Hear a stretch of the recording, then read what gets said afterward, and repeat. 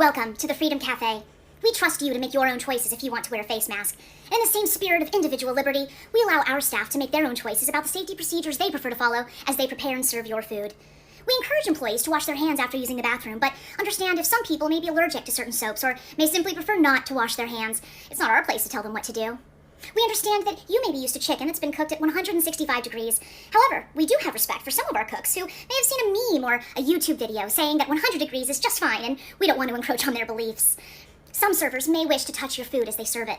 There's no reason that a healthy person with clean hands can't touch your food. We'll just take their word for it that they are healthy and clean.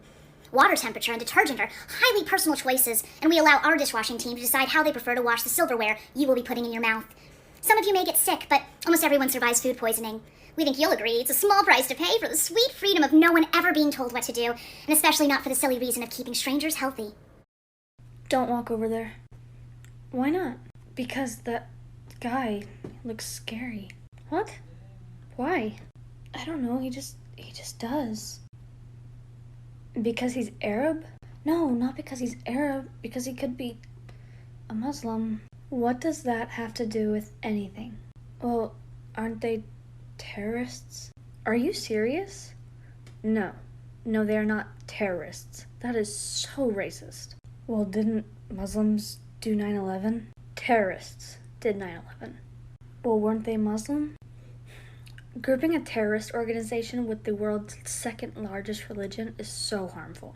The people who did those horrible attacks on September 11th identified with Islam, but that does not mean that every person of Islamic faith is a terrorist. People who are violent in the name of religion are called extremists, and no, that is not exclusive to Islam. 本性なんて見せない美しい僕らのままさ神様壊してよね千年経っても言えないこの傷をしちゃっておしまいね神様殺してよね全部僕のせいさ同じように戻せはしない最後にまた笑ってよ僕に僕に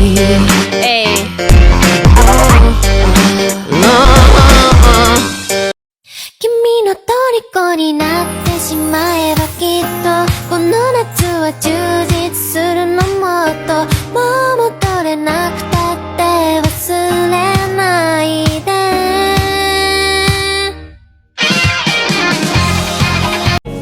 And where down we go,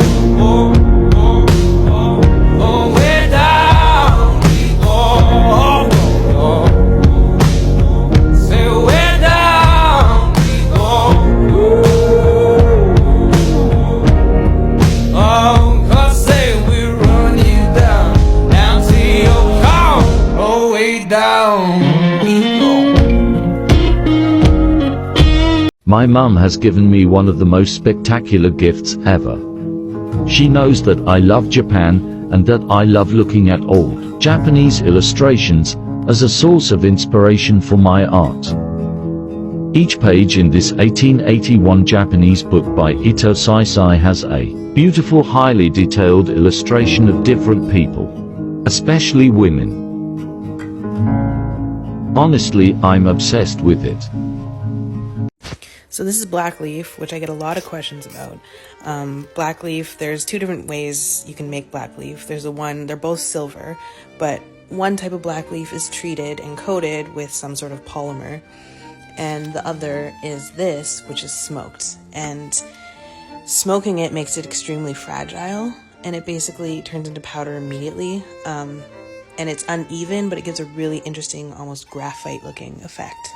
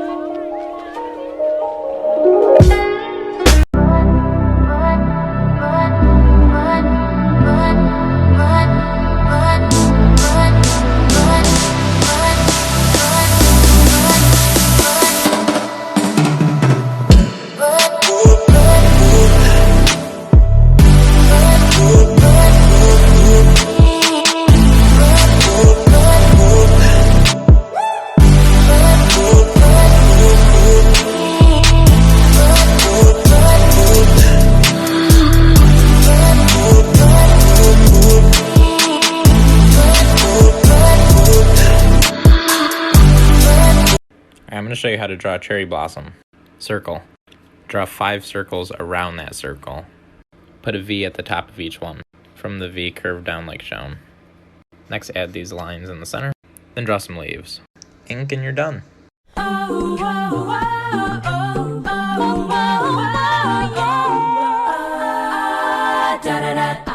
I got a new life, you would hardly recognize me. I'm so glad. How could a person like me care for you? I saw the sign.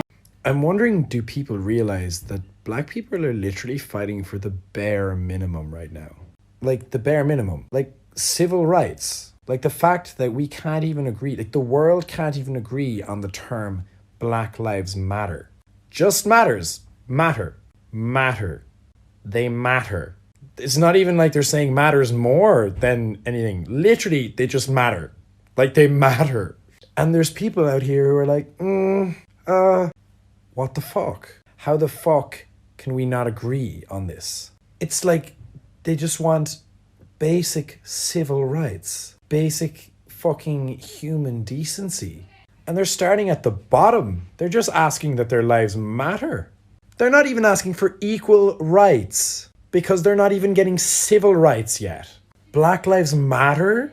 Black lives so much more than just matter. I just don't get the Black Lives Matter thing. I mean, by saying Black Lives Matter, aren't you putting yourself above all other races? No, not at all, actually. The purpose of Black Lives Matter is not to say that only Black Lives Matter. It's to point out the systemic injustices that face black people, especially when it comes to police brutality. Okay, but like, there you go. The police only kill a couple of black people a year. They only killed like 9 people last year, so isn't this just an overreaction? First, killing someone is not the only form of police brutality. Did you know that a black man was once arrested over 60 times just for walking to his own job? And even when the man's boss came out and told the cops he was supposed to be there, he was still consistently harassed and arrested?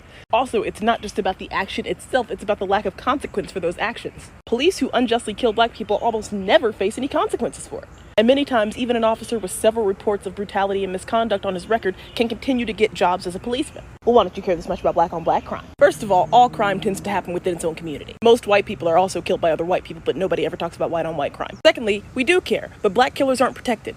Why is it cool for Americans to take collective responsibility for everything except its atrocities? Like, it's always, we fought the Revolutionary War. We fought World War II. We invented cars and planes. We are the greatest country in the world. But when it comes to things like slavery or Native American genocide or putting Japanese people in internment camps, suddenly it's, that was a long time ago, okay? I didn't do that. I don't know anyone who did. I never owned a slave. I never did that. Yeah, Jacob, you never fought in World War II either. So, why are you bringing that up?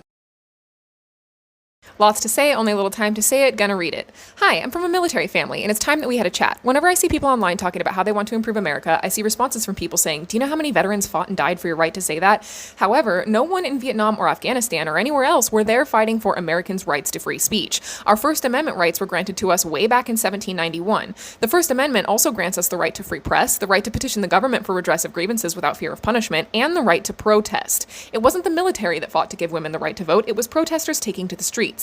In the 60s, it was peaceful protesters who were still brutalized by police who brought about the end of segregation and discriminatory voting practices that affected black people. Child labor laws were only created after activists published information on the working conditions of children. Throughout America's history, it's been protesters inconveniencing people until the government has no choice but to actually pay attention to and redress our grievances, who are the ones who fought and won us our rights. If you really care about those who fought and died for our rights, you should have respect for protesters. Respect our Constitution, respect our rights, respect protesters. During World War II, the Japanese military kidnapped and forced up to 400,000 young girls around the age of 13 into brothels, where soldiers would repeatedly rape them. These girls are now referred to as comfort women and were mostly from Korea as well as China and other countries. Each girl was raped from 8 a.m. to 5 p.m. by up to 60 soldiers per day for several years, and if they resisted, they would be beat or murdered. They were unable to walk and were left with scars from when the Japanese would remove their uterus so that they couldn't get pregnant. They were often raped to death, or they would die of STDs or commit suicide, and the ones who did make it back home had to keep quiet about it, or they would be shamed and outcast. Many of these women have finally spoken up and gained the courage to fight for justice, and all they did was ask for the Japanese government to issue a formal apology, but Japan has still not apologized. They've tried to cover up this history by removing it from their textbooks, and they've also been removing memorials and statues from all around the world.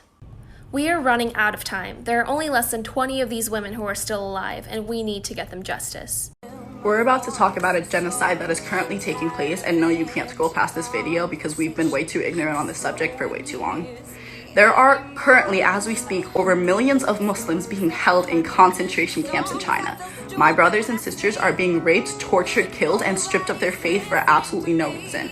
And China monitors the media, so they're able to control everything that goes in and out and are able to assure that this situation stays on the down low as much as possible. The orange cheese doodle y'all elected into office agreed that the Muslims should be locked up in camps, so America is doing absolutely nothing to help the situation, even though we are well aware that it's taking place. This is literally a second Holocaust in the making, and we are just letting it happen. I have seen the spark that the world was able to create after one man's death. I am begging you guys to keep the same energy up before we are in World War III. I need you guys to start the protests again, start the riots again, start spreading awareness, like anything, I am begging you. Like, I'm actually begging you guys, don't let this happen, like, please. So today I'm gonna make a picture wall on this blank wall that's been blank for a while. So I just had to move this car out of the way and then this grid rack I have.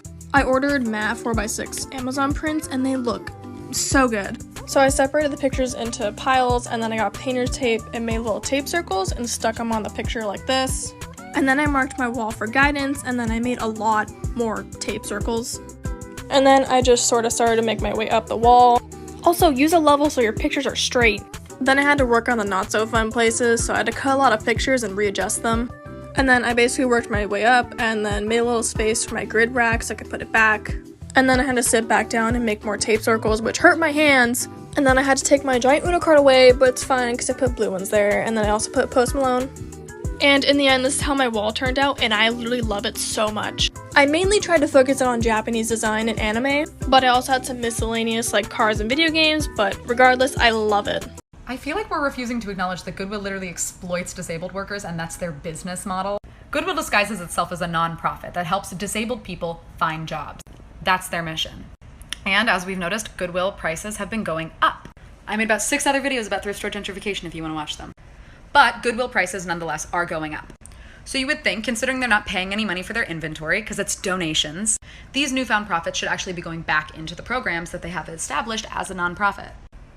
Essentially paying their workers better and providing better training and opportunities for them. Less than 1/8 of Goodwill's profits actually go back into their job programs. Most of their job training and assistance programs are even funded by the government, your tax dollars. Goodwill also takes advantage of a 1938 archaic law that says that we can pay disabled workers as little as 23 cents an hour. And they've actively lobbied against changing that law. And this only scratches the surface of how shady Goodwill is with their employees. Hiring disabled people shouldn't be classified as charity, it should be corporate responsibility.